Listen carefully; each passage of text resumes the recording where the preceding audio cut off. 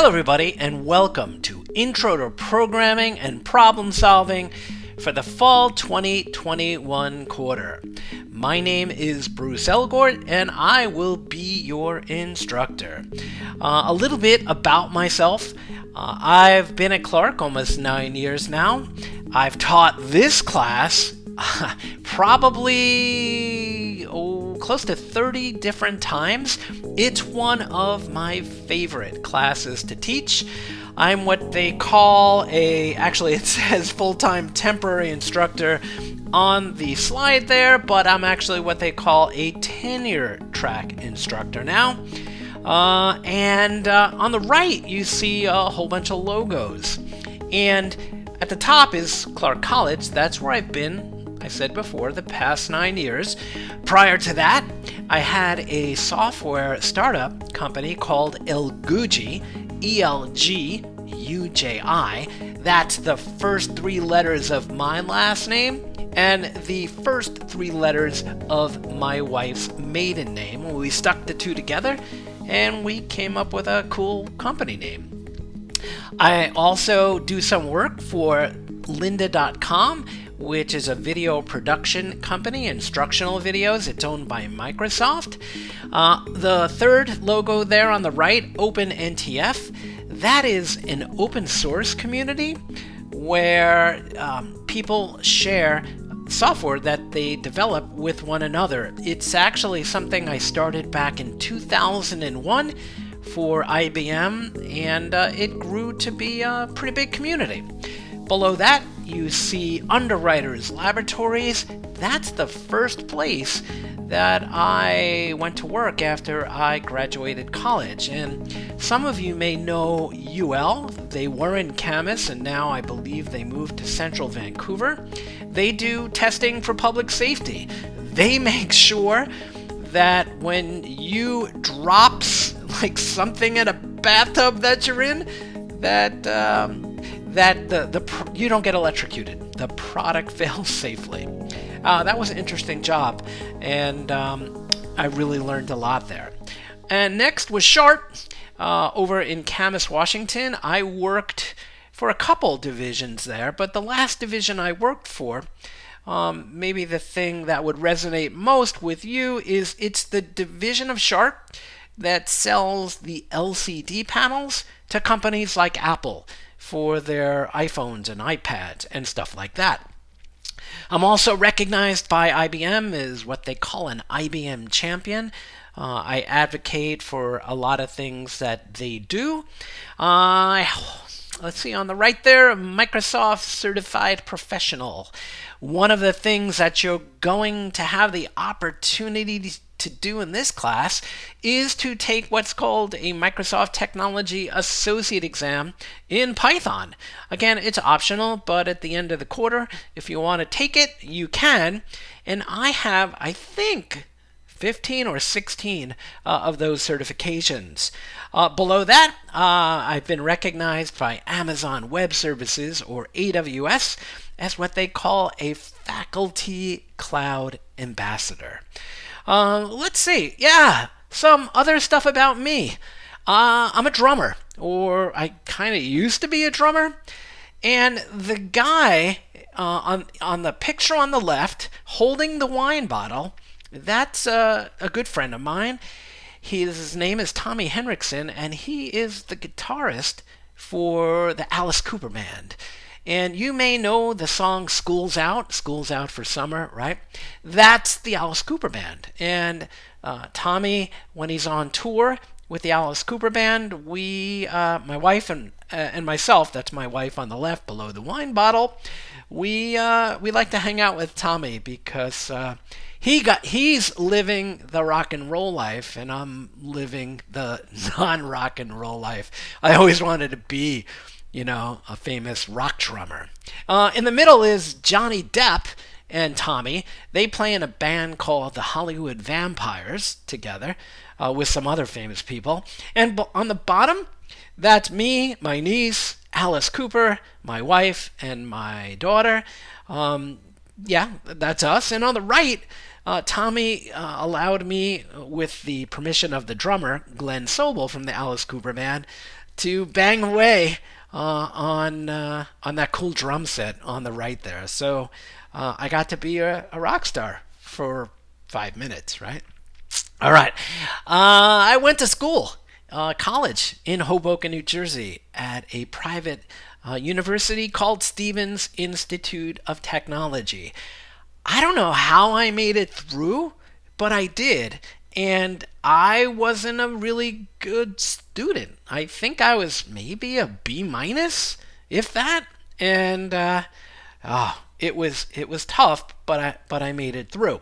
Stevens is on the bottom of that picture, and that's New York City in the upper portion of that picture. The campus. We were very fortunate as students, as kids, probably didn't appreciate it to have that view. That's me on the top picture there. That's me leaning over a keyboard, and I lean over a keyboard a lot, and you'll learn why shortly. That's me working in my apartment, probably in 1985 or so. I had hair, and I was really into these things that weren't really around anywhere called PCs.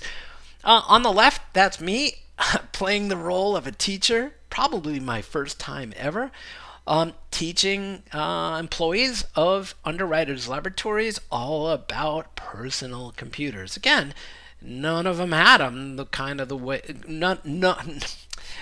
they weren't around. Okay, they were all new, and we barely used them in business back then. And I was fortunate enough, and I'm messing up a lot, but that's because I'm human.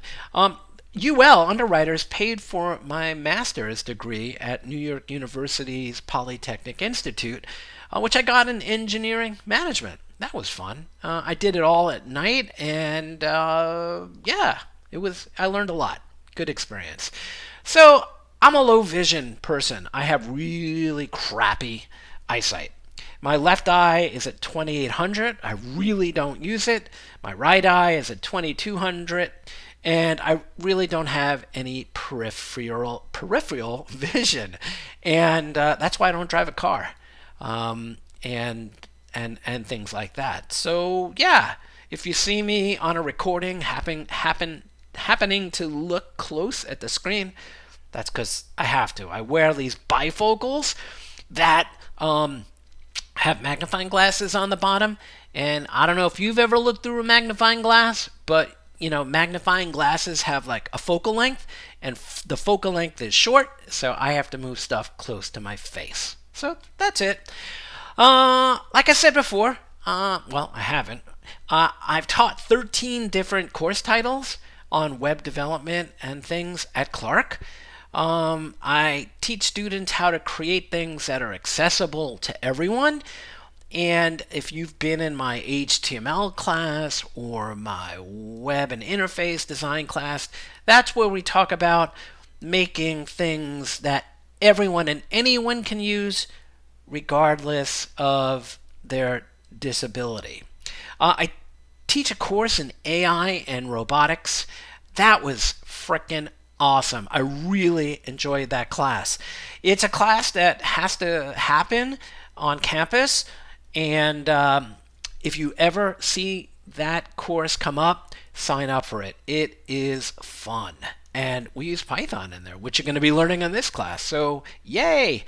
Hey, I was fortunate enough to receive the highest honor that Clark awards faculty, called the Exceptional Faculty Award.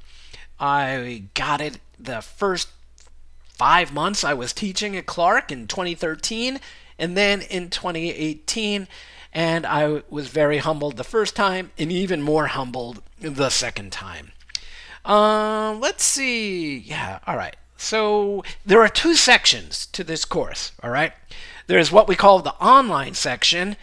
You don't get to meet with me. You're doing all of your work through Canvas. And what I mean by online and the class doesn't meet, that doesn't mean that we can't chat on Slack. We can't meet on Zoom. It just means you don't meet in class like the remote section does on Mondays and Wednesdays from 10 a.m. to 12:20 p.m. All right? So you'll hear me refer to the remote section and the online section. So I don't know if you know that vernacular that we use, but there you go. All right. So for the people in the remote section, the one that meets with me on Monday and Wednesday, I record all of the class and I get it transcribed so you can search through it, and I post it in Canvas. So there you go. And the really good thing is you could play it back at a slower speed or a faster speed, and you can search for when I said, pizza. You could find all the times I said pizza. And for those of you who know me, I reference pizza and turtles a lot. I don't know why, but it's part of the learning process. All right, textbook. I used this textbook and various versions of it over the years called Python Programming, an Introduction to Computer Science, 3rd edition. I like it. It's it's worked, and students really like it as well. And we'll pretty much go through that entire textbook. And yeah, all right. So assignments and quizzes. So one thing you're going to need to do the first week is fill out what's called the syllabus affirmation. I'm not going to quiz you on the syllabus. I want you to read it, and I want you to ask me questions. And once you're comfortable with all the information in that syllabus, I ask you to submit what I call an affirmation, where you fill something out and you type in your name and you submit it. All right? There's another assignment called the Python Development Workflow Setup. That's, again, week 1 of the course. There's a lot of software that needs to be configured in this course, and we need to get it right. And it can be tricky sometimes, but we'll work through it. I'm here to help. We have tutors who are there to help as well. And that's actually 3% of your final grade. So that's that. You probably have received an email. Check your junk mail for an invite to Slack.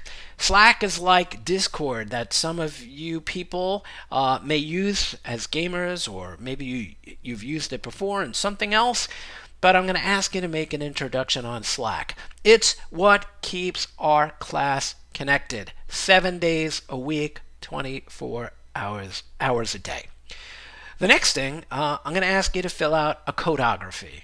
It's just some information about you. It's between you and me. And I ask just a couple questions, and I want to make sure that I get you everything that you need, and you give me, any challenges or anything that can help me better serve you.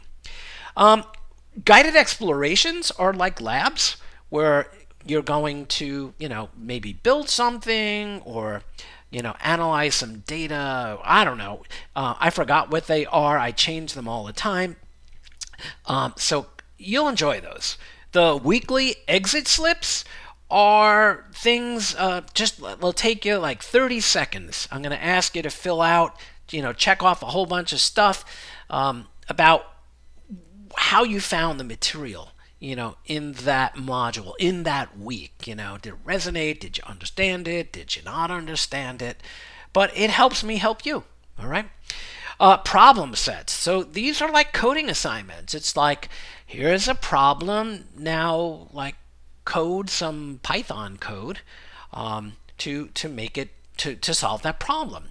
And in Module 1, we're not going to do any coding, just so you know. We're going to just talk about using, English to describe how we'd go about solving a problem. Maybe like making a peanut butter and jelly sandwich or something like that, all right? So two quizzes, right? Not during week 1, just so you know. No quizzes during week 1. But I have these learning guide quizzes that you're gonna use to go and help you explore the module. Again, it's not timed. You keep it open. You fill out the answers to the questions as you find them. You don't have to save anything. Canvas is smart enough just to, like, if you filled out the answers to 5 questions and then you had to go and you closed your browser, Canvas has got you. It saved your stuff. Again, not timed. Weekly written quizzes are the same type of thing. They're not timed, but they're they're just like quizzes, but they're not timed because it's hard for me, it's hard for you to allocate a given set of time to do things, and you have all week to do them. So yeah, all right. Final exam, 10% of your final grade. That is a final exam. It's going to test you on all of the stuff we learned in the course. And again, as I mentioned at the beginning of this video, you have the option to take the Microsoft MTA exam, free to take and optional. And when pre-COVID times, every single one of my students who took this test passed it. All right? So I provide you with resources to make sure that you'll pass it. And what's really interesting is I don't teach to that exam, but I'm teaching you foundational programming concepts using the Python programming language, and you can do a good job of passing that industry certification. All right, I said before we're going to use Slack for communication, and I'm just going to have you look in Canvas Module 0. Make sure you install the Slack app on your mobile phone and on your computer, your laptop, because while you can use Slack through a web browser, I think you'd appreciate it more if you installed the app. All right? Again, on your computer and on your phone. Okay? So there's a whole bunch of channels in Slack, not too many. There's one for announcements where I'll make some announcements in Canvas and they'll show up here in Slack as well. The general channel, that's where we have general discussions about the class. The code from class channel is going to be any of the code that I develop in the remote section. I'll share it there. Again, the online people, you won't have a code from class channel in your Slack group. Introductions, that's that assignment where I want you to post something in that channel. There's a questions channel, and I think you can figure out what that one's for. And then there's a random channel.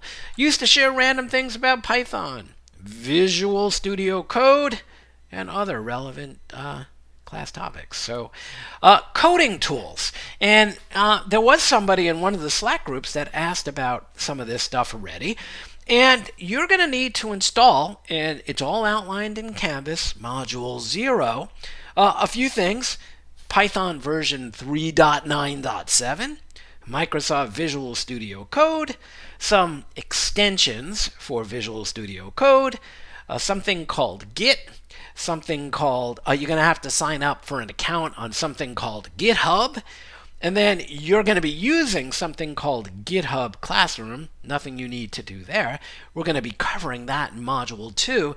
But you have to go through the material in Module 1 and follow my instructions for configuring this stuff. Not just saying, oh, I need to install Visual Studio Code. Read what I state. Read the way I need you to configure it. Ask me questions on Slack. And ask for help, because I'll be right there to help ya. All right, so attacking this class, right? This class is not about memorization, right? It's about critical thinking. It's about problem solving, because first of all, I'm not going to go through all these things here.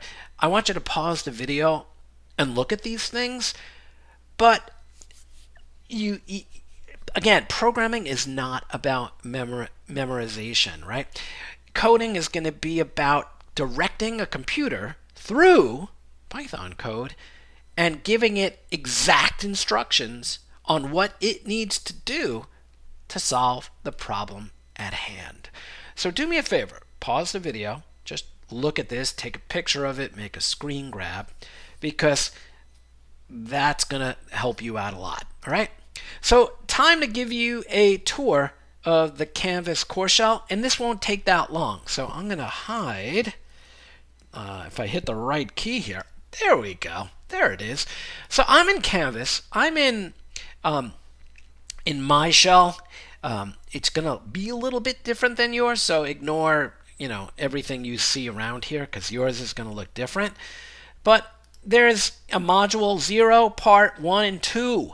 You kind of need to do this before class starts. It's just some introductory information. All right. There are 2 assignments in module 0, part 1. Introduce yourself on Slack and complete your codography. Again, that codography, I clicked on it, and I'm going to go here, and you'll see that it's just a Google form that I need you to fill out with some details, some deets. All right? So that's that. And you'll notice in a lot of my assignments that I use this structure here. I try to make it as, how would you say it, as easy and transparent as possible to make sure that you do everything you need to do. All right? So in module 0, part 2, there's just some other information I want you to read and have access to. It's some resources at Clark and things like that. Help you. It's information to help you be a lifelong learner, not just one taking this course and on to the next thing. All right. So this is module 1. I'm not going to go through it in detail, but this is how I format my modules. I try to make them, give you like verbs, what you need to do, read, watch.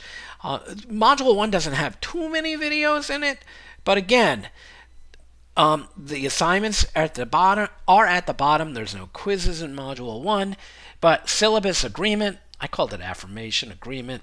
Sign up for a GitHub account, Python development workflow, configuring Git in GitHub, and that exit slip survey. All right.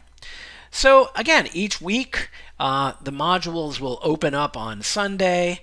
By the way, module 1 refers to this module here called Learning to Think Like a Programmer.